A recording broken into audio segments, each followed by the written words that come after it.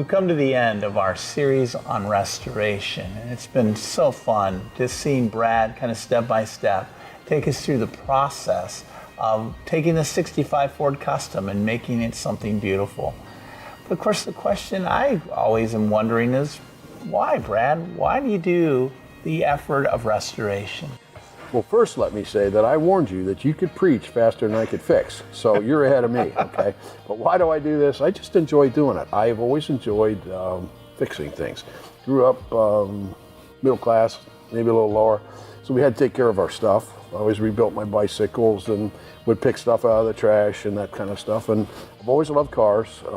My mom warned me to stay away from them. I was never going to mount to anything. So, you know, I think I proved her wrong there. But I just love automobiles, and I like working with my hands. I like it exercises my mind. I don't have to worry about the weather.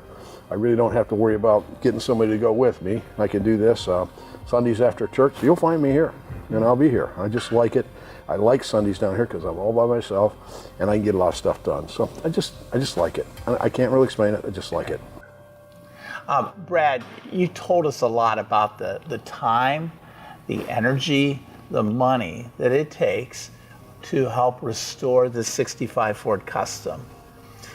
Tell me what the value is, both for you personally and then the value in the car in restoring it. Well, you know, the car like this could have very easily gone to the junkyard. So you're preserving that. Not that it has great cultural value or anything like that, but it has value to people that enjoy cars. I enjoy doing it because I use my hands, I use my mind. I don't have to worry about, you know, if it's raining, I can't go golfing, or the weather's bad, can't go flying, or whatever, you know. So I can do this virtually any day. And, you know, it's not physically demanding, so it keeps me active, and I enjoy it. And I just always felt a great reward when it's all done. And somebody says, wow, that is really good looking, you know. It's pride, but it's not boasting pride. Mm-hmm. It's just I have pride in myself to do it to the best of my abilities. And sometimes you fail. I mean, but you know, you have to push through, and sometimes you got to go back and redo things, and it doesn't always come out right the first time. But you keep plugging away, and we come out with a good finished product. Brad, you know, there are many people who perhaps start restoring a vehicle and they don't end up. Why do you think that is? There's probably 10,000 cars in Stark County that have been started on and not finished. And the reason? It's hard. It's way harder than it looks. It takes determination. It takes days like yesterday. I really didn't like what I was doing. I'd have rather been doing something else, but I had to do it. You got to push through that. And it is hard. You know, it's just something you got to drive at, and you got to realize that the end goal is going to be worth it. But so many people they underestimate how hard it's going to be, and they just quit. Yeah. We've come now to the end of our series on restoration.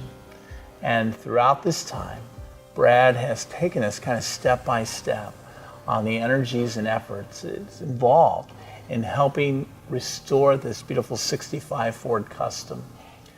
But you know, what I hope we all have clear in our minds is that even when our lives are a mess, our God, our Savior, is the great restorer.